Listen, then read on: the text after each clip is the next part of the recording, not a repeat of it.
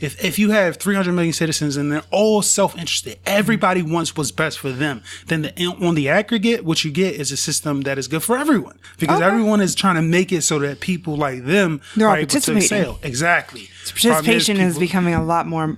We're seeing that it's more important than people realize. 100%. And that's what happens when you are disengaged, when you don't care about politics. You end up with a different form of government. This was supposed to be a democracy, a representative democracy, a republic, where you elect officials to represent you, but you're not participating. So the ones who carry the day are the loudest voices in the room, which aren't necessarily doing things in your best interest. So what we end up with is an oligarchy. Welcome to PolyPsych.org. Almost there, just one more time. Welcome to PolyPsych.org.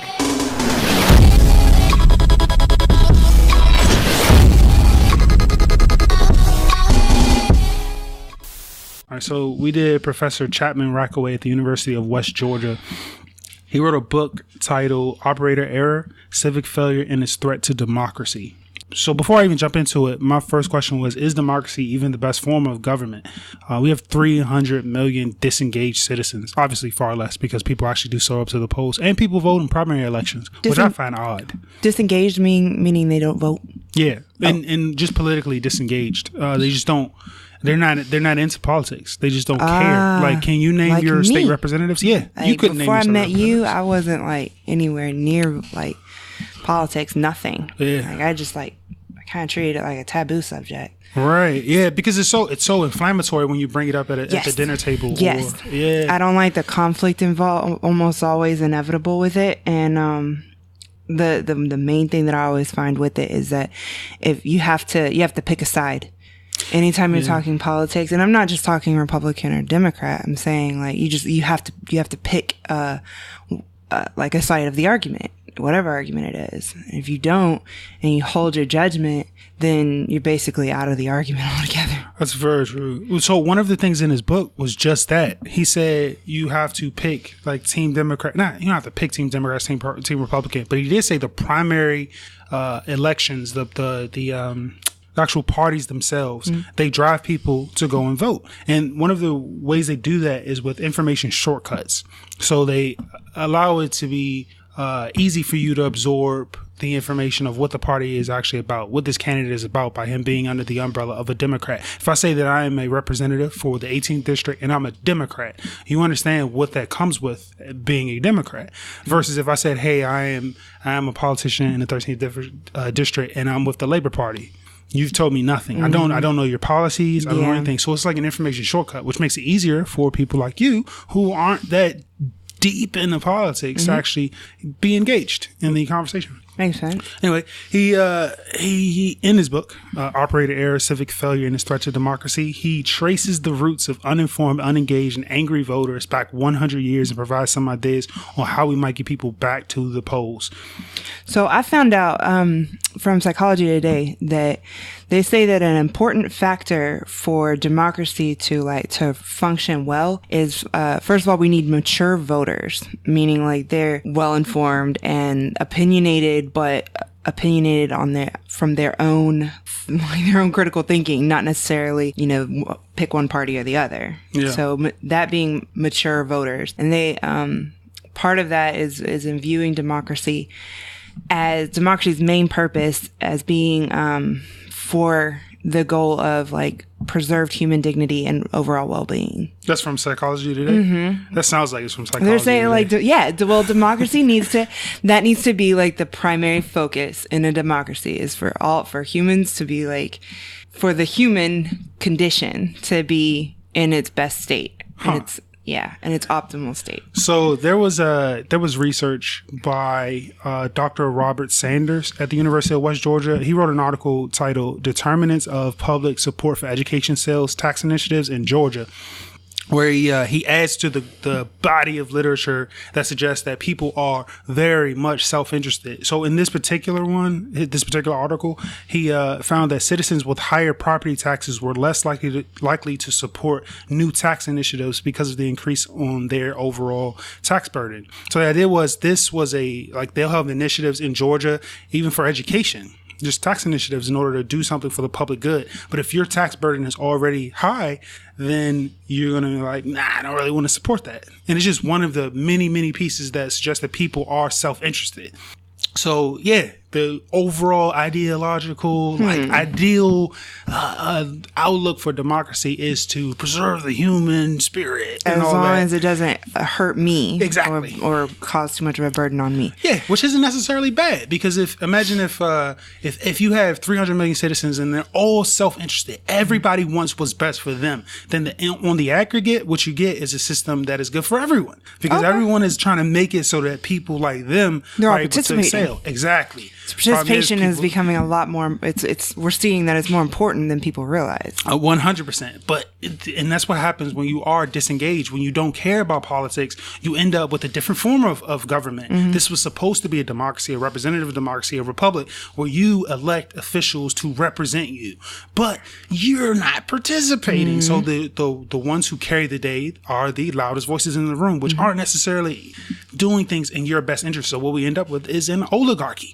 Or it's very few people actually representing interests, and most of those are moneyed interests. So corporations understand the power of the government to do things. So they're for sure putting their vote in. Absolutely. You got dang right. And I also donate to your campaign or your super PAC in order for our interests to go my way. Yes, exactly right. But you are at home and you see 15 attack ads on a Hillary Clinton or the local version of her, and you're like, I'm not voting for that person. Well, you just got moved a little bit because of your disengagement and you not knowing, and your own self-interest, because they appeal to my wanting, I don't know, education to be a smaller factor in the overall scheme of things. So anyway, I'm with you.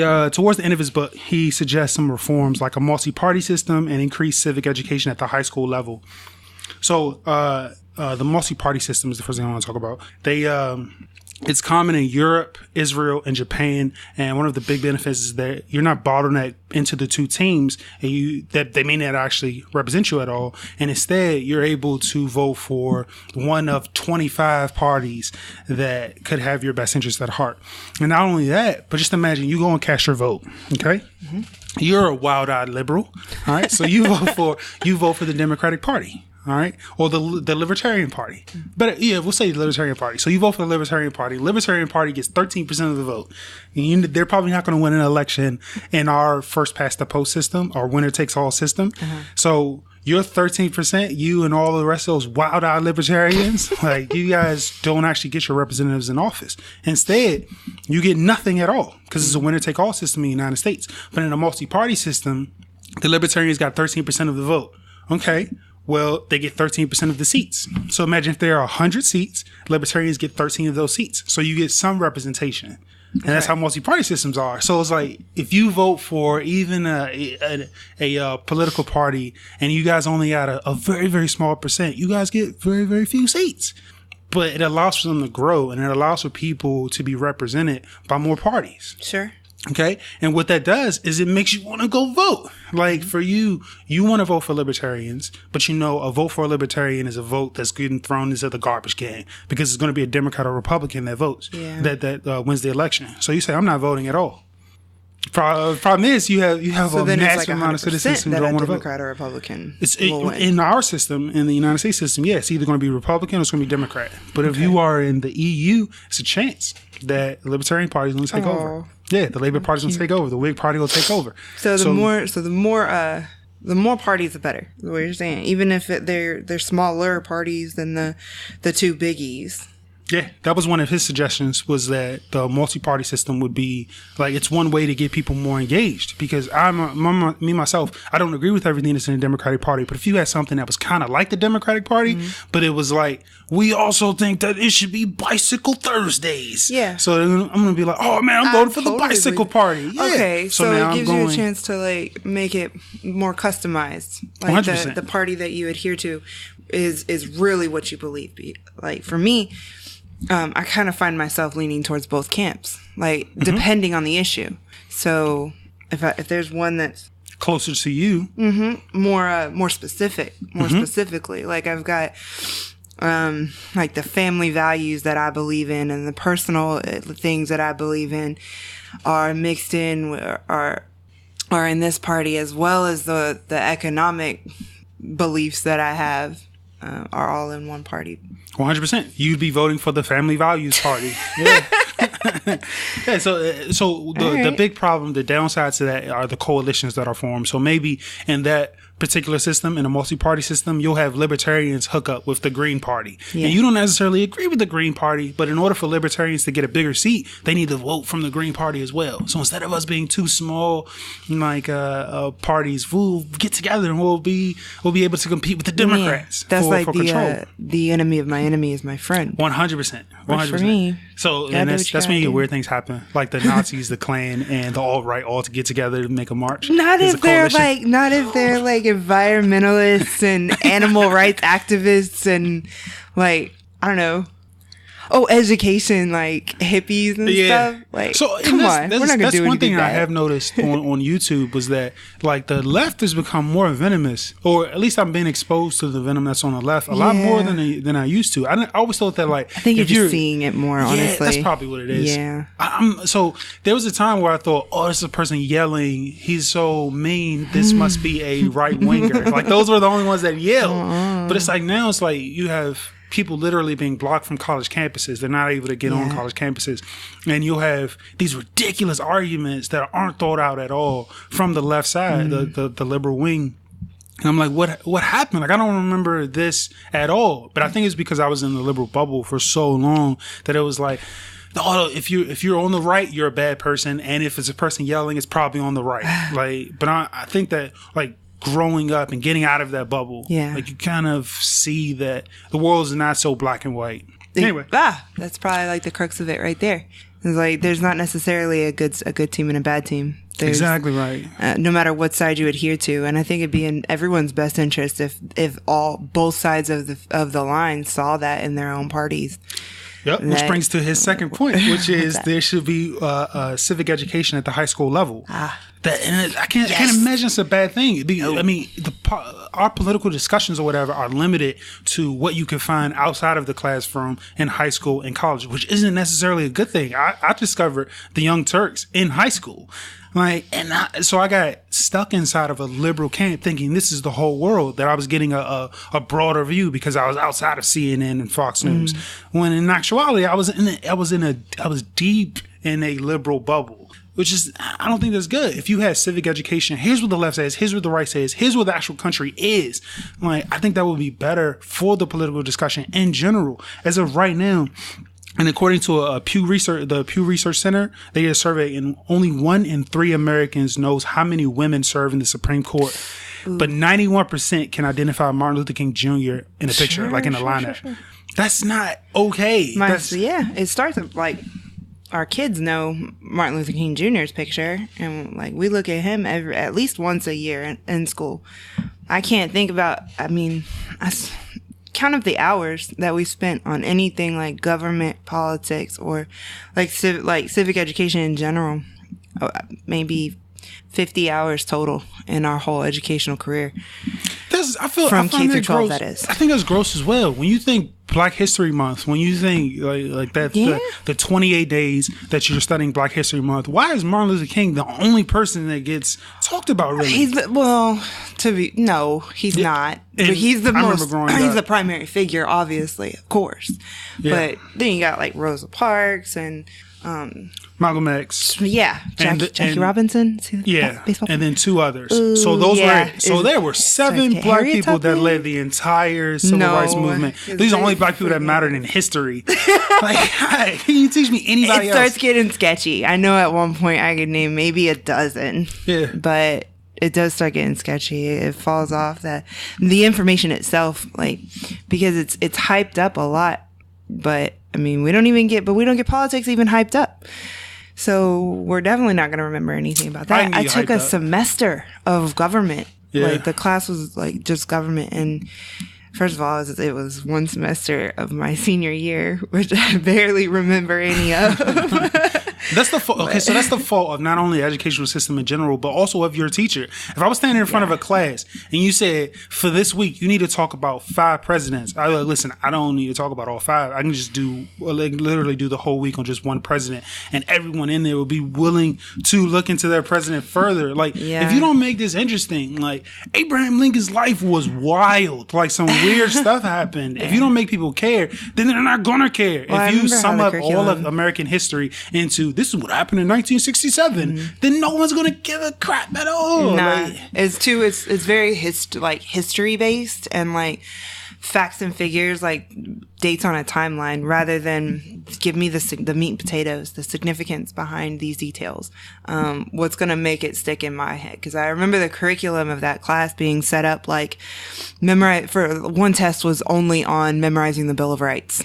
Like, important, yes, I'll give you that. However, like, you know what would have been more important was someone explaining to me partisanship, which I didn't even know. Yeah, if I give you the context of it, like, dude, today we're only talking about the First Amendment of the Bill of Rights. Let me tell you some stuff that happened behind that this. Would be great, but there's just not enough time. Oh, there is time. No, there's not. Not in the way these classes are set up. Then think outside of the box. Like, I understand the system is weird the way it is, but like, you got to think outside of the box. The problem is right now we have an epidemic of people that are fully disengaged, and it's not okay. So that brings me to the other part of his book, where he talks about people not liking political parties, but they are what get people into the polls. So you lead at least the people being semi-informed, because they're looking at just the shortcuts. You're a Democrat, well, I know what you stand for. You're a Republican, I know what you stand for. But I don't think that's necessarily a good thing. And I don't think that the parties necessarily represent fully your interests. It's not like this happens in a vacuum and there are people with no motivations whatsoever. And they're within the party and they're representing their constituencies no matter what. I mean, look at the Bernie Sanders election. This was some weird stuff happened. Yeah. And this was for sure things happening outside of our spectrum. Barack Obama took more investment bank money than any president in history, and no one talks about it at all. So this idea that the Democratic Party is completely outside of corporate control, it's silly. So like, we have people who lump all Republicans into being corporate puppets, and we have another danger of the party identification is the stereotypes associated to it with it, like the truths that you cling to that may not really be truths. It's just what you think you know of this party. Exactly right. Based on like pseudo definitions. Oh, he's a Republican. This guy's for sure going to be racist. Oh, this guy's a Democrat. Like, he's going to be a wild-eyed liberal who doesn't really like take in the nuance of the argument, and he doesn't understand economics. So, like psychologists, we refer to the social identity theory for party identification, in a similar way that people cling to their religious affiliations and social class like identity. But it's just another attachment that you place on yourself to identify in the world. Like, this is how you attach yourself to the world, is what party do you identify with? So towards the latter part of his book, he says that no matter the reform that we do put in place, voter turnout continues to decline, as does faith in the government. And the whole circumstance is setting up for a civic failure and the slow death of a republic through carelessness. I guess that's it. This is your show. That's it for the show. The PolyPsych. This is your host, Anthony Lindsay. And Stephanie Moreno. Go to polypsych.org and you can see all the shows that we have. Subscribe on iTunes and wherever you get your podcasts. And that's it. See you next time.